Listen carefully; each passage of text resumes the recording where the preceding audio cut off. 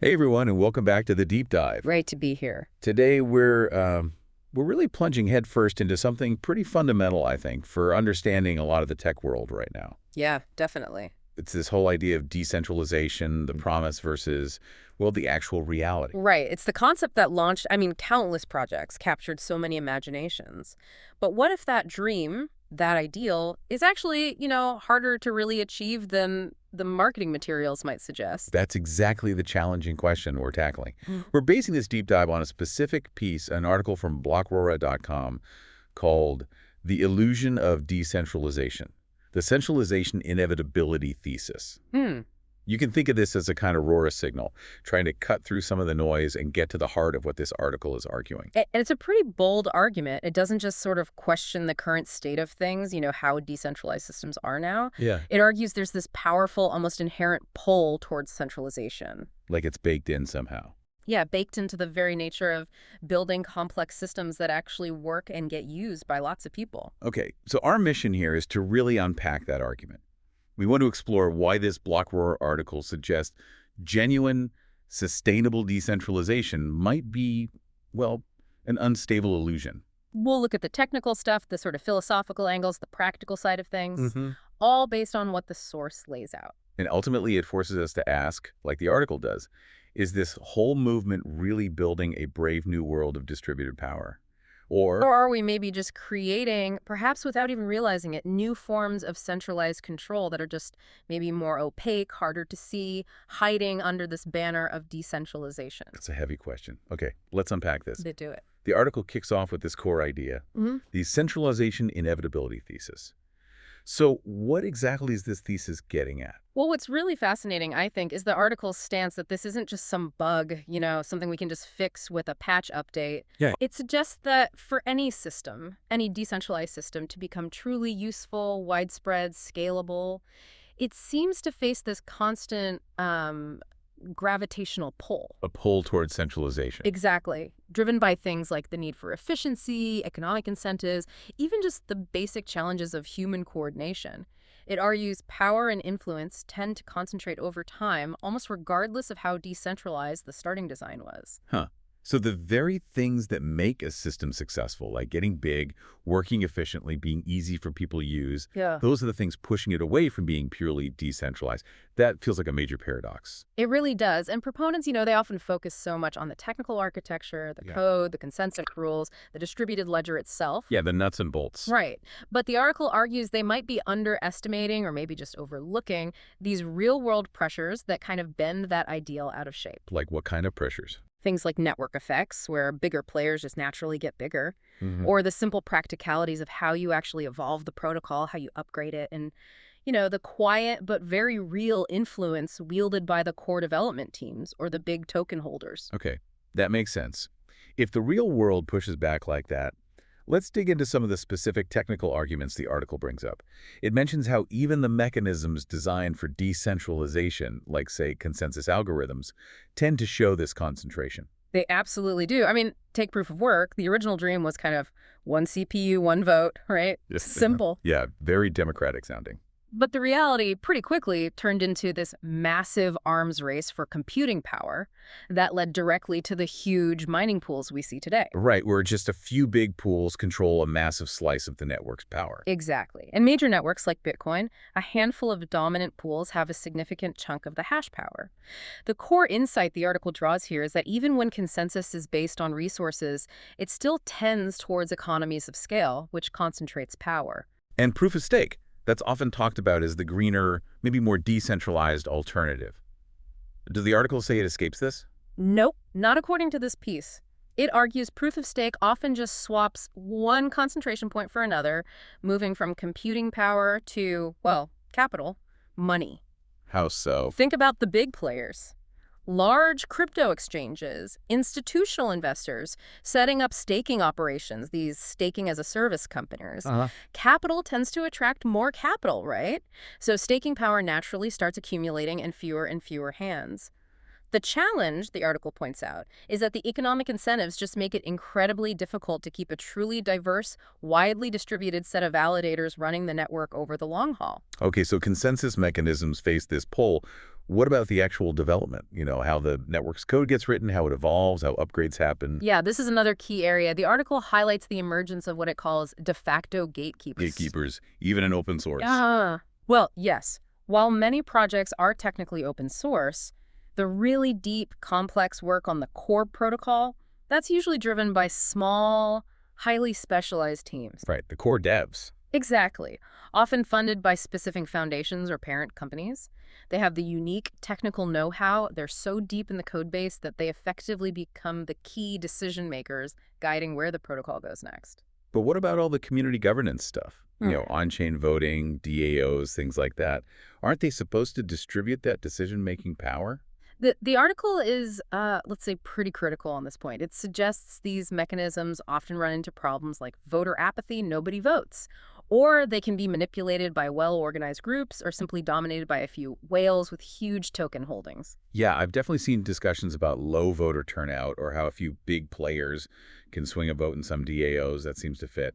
It does. So the narrative you hear, the one about truly leaderless, perfectly distributed control over network upgrades, the article argues that often doesn't quite match the messy reality of how important decisions actually get made and pushed through. The insight there is that just having formal decentralization on paper, like a voting mechanism, doesn't automatically mean you get actual decentralized power or influence in practice. Interesting. And what about just, participating as a regular user, like running your own node to verify things yourself? Yes, the full node issue. That's supposed to be the gold standard, right? Running your own node means you can independently verify every transaction. You don't have to trust anyone else.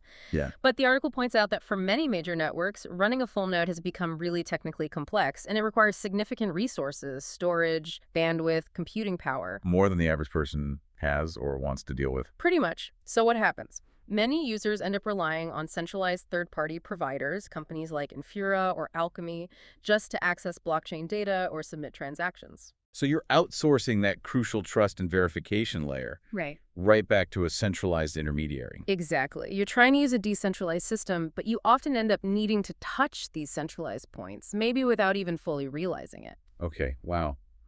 What about the big push to make these systems faster, cheaper, just easier to use? The whole scalability and user experience demand. This, according to the article, might be the single biggest centralizing pressure point of all. Really? Why is that? Because many of the solutions designed to achieve that speed and lower cost, things like layer 2 scaling solutions or sidechains, often work by introducing new components that, frankly, have greater degrees of centralization or rely on different, sometimes weaker trust assumptions. So you trade off some decentralization for performance. That's often the trade-off, yes. And even connecting different decentralized chains together frequently relies on bridges.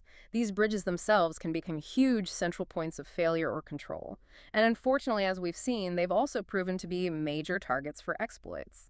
So the argument the article is making seems to be that almost every technical step you take towards making these systems usable for more people or perform better, it kind of forces you to chip away at that pure decentralization ideal. That's the stark trade-off it really highlights, yes. Right. As systems get more performant, more user-friendly, ready for a mainstream audience, they seem to drift further and further away from that initial, maybe maximalist, decentralized vision. It raises a really critical question then, one the article forces us to confront.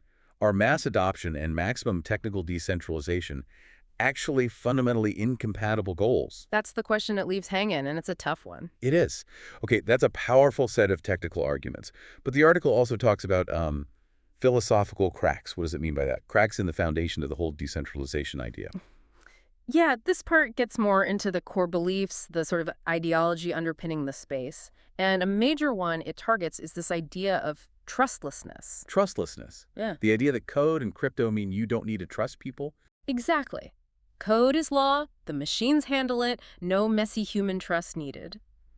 The article argues this might actually be based on a fundamental misunderstanding of what trust really is and the role it plays in any complex system, especially involving humans. How does it misunderstand trust, according to the article? Well, it suggests that trust isn't just about, programmatic assurance. Will this smart contract execute exactly as the code says? Okay. It's also a crucial social element. It's necessary for things like cooperation, coordinating actions, and especially for dealing with risks or situations that code simply cannot anticipate or fully govern. Unexpected events happen. Right. Code can't predict everything. Precisely. So the insight here is that trying to eliminate human trust entirely often doesn't actually eliminate it, it just shifts it. It shifts it where? Sometimes from familiar institutions, maybe regulated ones, to, well, less visible developers or opaque governance structures behind the scenes. Or sometimes it shifts to an almost naive faith in the supposed perfection of code that, let's be honest, very few people truly understand. Is that shift really better for the average person? Trading known trust assumptions for unknown ones. That's the question the article poses. It feels like you might be trading one form of trust, or maybe mistrust, for another one that's potentially less transparent and definitely less accountable. Yeah, that makes sense. And the article also touches on what it sees as a kind of philosophical naivety about human nature itself. How so? Well, this romantic ideal, you sometimes hear perfectly harmonious, leaderless communities just spontaneously coordinating through pure code. Yeah. It often clashes pretty hard with the historical reality of how human groups actually function, especially large, diverse ones. They tend to need leadership, ways to delegate tasks, establish processes to handle disagreements or disputes, things that pure, structureless decentralization really struggles to provide effectively. So trying to avoid having explicit power structures doesn't actually make power disappear. The article strongly suggests it just makes power informal, less visible, and crucially, less accountable. It even brings up this concept from political science, the tyranny of structurelessness. The tyranny of structurelessness. What's that? It's the idea that when you don't have formal structures or hierarchies, influence doesn't just vanish. It can easily get captured by those who have the most resources, or who shout the loudest, or have the most technical expertise, or just simply have the most free time to dedicate to the project. Which can end up being the opposite of the goal of distributing power fairly, right? Exactly. It can directly contradict that goal. And there was one more philosophical crack the article mentioned, something about responsibility. Yes, the diffusion of responsibility. This is a big one. In a world where the mantra is often, code is law, who is actually accountable when something goes wrong? Like a hack or an exploit. Yeah, or even just a design flaw. If a smart contract executes exactly as it was written, but it leads to massive user losses because of an unforeseen exploit, or a bad design choice, or even just weird external market conditions, who do you hold responsible? The decentralized ideal often spreads that responsibility so thinly across potentially anonymous developers, thousands of token holders, various infrastructure providers, that no single person or entity can be meaningfully held liable. And for you, the end user, that basically means you're navigating these systems, potentially taking on significant risks. Often with no clear path for help or compensation if things go sideways. Yeah. It creates a kind of moral hazard, doesn't it? And raises really deep questions about how we govern these powerful new technologies when the prevailing philosophy seems to prioritize this idea of algorithmic purity over fundamental human needs like accountability or having ways to fix things or get restitution. So putting it all together, the article paints this pretty compelling picture. You've got these persistent technical pressures pulling towards centralization, and these fundamental philosophical blind spots maybe weakening the foundations. What does this illusory decentralization, as the article calls it, actually mean in the real world for people using these systems? Well, the ramifications are pretty significant, and they touch a lot of areas. For just the average user, that initial promise of having absolute control of being your own bank, it can start to feel increasingly hollow. How so? You might find that even though you think you're interacting with a decentralized app, your actual experience is heavily shaped by decisions made by a few large token holders in a governance vote you didn't participate in. Or you're reliant on a centralized website front end to even access the thing. Or the underlying infrastructure you're hitting isn't really that distributed. Right. And when things go wrong, like a bridge gets hacked and funds disappear, or there's a big fight over a governance vote, or a key service provider has an outage, the lack of clear accountability often leaves you, the user, kind of stranded. Exposed to new kinds of risks. Exactly. New risks, often with a much less recourse compared to the traditional systems we're used to, for all their flaws. It definitely makes those claims of transparency feel a bit less meaningful if you can't easily figure out who's actually pulling the levers or who you could even complain to. Right. And then for the broader ecosystem, especially thinking about decentralized finance, DeFi, the article argues this presents a potential systemic risk. Yeah.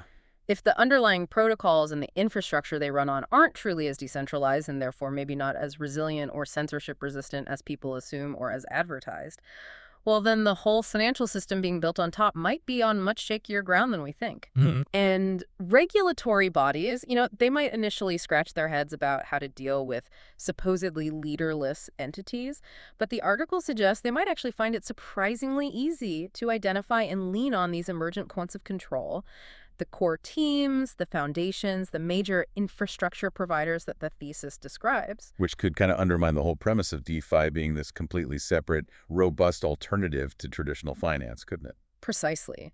The dream of creating systems immune to the single points of failure or political pressures of the old world could, the article warns, just be replaced by new, maybe less understood, and potentially even more brittle points of failure and control. And what about security? The article suggested this illusion of decentralization could be particularly dangerous from a security standpoint. Why is that? Yeah, this is a critical insight it offers, especially comparing it to traditional systems. Think about it. Overtly centralized systems, like a bank's IT system, have clear, known attack surfaces. We know where the servers are, who's responsible. Right, the weak points are somewhat known. But a system that looks decentralized to the user, but secretly harbors these hidden or emergent centralities, that could be more dangerous. Hidden centralities like what? Things like critical multisig keys, those digital signatures needed to control vital contract upgrades, or manage treasury funds maybe being controlled by just a tiny, potentially anonymous team. Nah. Or a heavy reliance on just one or two key API providers for data. Or governance processes that have effectively been captured by insiders. Okay. These might present more insidious, harder to spot, and harder to defend attack surfaces. Users might operate under a false sense of security, right? They're focused on the distributed ledger, assuming everything's spread out, while overlooking these concentrated control points sitting just above it. Because you assume it's decentralized, you're not even looking for those centralized weak spots that could be exploited. Exactly. Plus, you have this tension. The code is law ethos, combined with actual centralization in development, could mean that if vulnerabilities are found, they might either be potentially exploited by those central actors themselves, or conversely be incredibly difficult to fix quickly across the whole network because distributed governance can be slow or just ineffective at making urgent decisions. Wow, okay. So if the article's core argument holds water, if true, maximalist decentralization is this really elusive, maybe even unstable goal, what does it suggest as a more realistic path forward? Where does the industry go from here? It really calls for a fundamental reevaluation, I think. A shift in perspective about what we're actually trying to achieve. The debate, the article strongly suggests, needs to move beyond this simplistic binary choice, either purely centralized or purely decentralized, nothing in between. Because that pure ideal might not be achievable or even desirable in practice. Exactly. If chasing that maximalist ideal results in systems that are unstable, unusable for most people, or just don't deliver on their core promises in the real world, then maybe we're pursuing an ideological phantom.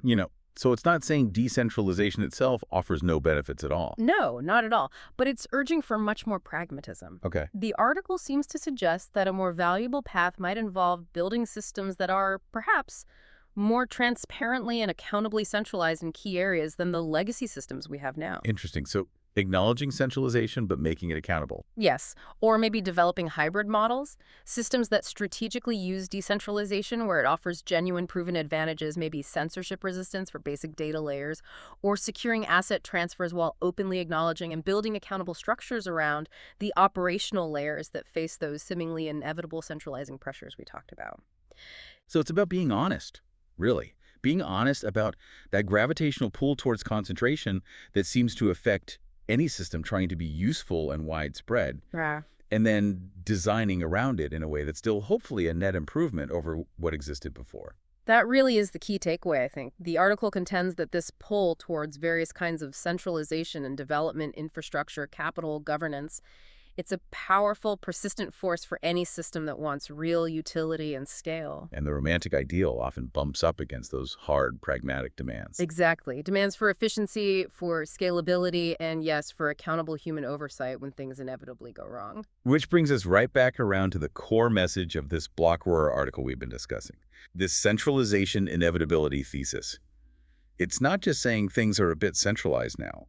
It's proposing a theory that this strong, persistent pull fundamentally challenges whether pure decentralization is even feasible or maintainable in systems that actually get widely used are useful. And the main drivers we unpacked were those technical pressures, right? The concentration in consensus, the developer gatekeepers, node complexity, the scaling demands, combined with those philosophical blind spots the article points to. That may be oversimplified view of trust, perhaps a bit of naivety about human coordination needs, and that big problem of diffused responsibility leaving users kind of exposed. Yeah. The article really does call for a major reevaluation. It's urging the whole conversation to shift away from just centralized versus decentralized as a simple on-off switch. Right. To a much more nuanced discussion about, okay, what degrees of decentralization are possible, what types are actually beneficial for specific purposes, and how can we build transparently, build accountably around those centralizing tendencies that the article argues are pretty much inevitable if you want success. Absolutely. So thinking about this, for you listening, whether you're a user of DeFi, maybe an investor looking at projects, or just someone interested in where this tech is going, how does this perspective change how you view the claims you hear? What does decentralization really mean to you after considering this argument? It certainly gives you a different lens, doesn't it? A different set of questions to ask when you hear a project described using those terms. It does. And maybe, drawing directly from a closing thought in the article, here's something for you to mull over. Yeah. If that romantic ideal of pure, absolute decentralization is, as the article suggests, maybe a fragile castle built on sand, what level of practically sustainable and genuinely beneficial decentralization is actually possible in the real world? And maybe more importantly, given those powerful centralizing forces the article highlights, how should the industry build? How should we design systems to be as transparent and accountable as possible around those points of concentration so that we can actually salvage lasting value and positive impact from this whole massive technological experiment? That's definitely plenty to consider. And that's all the time we have for this deep dive into Block Roar's The Illusion of Decentralization. We hope this exploration, this Rora signal deep dive, has given you some valuable insights, maybe some challenging ones too, into a really critical debate shaping the future. Thanks for joining us. Thanks, everyone. See you next time on The Deep Dive.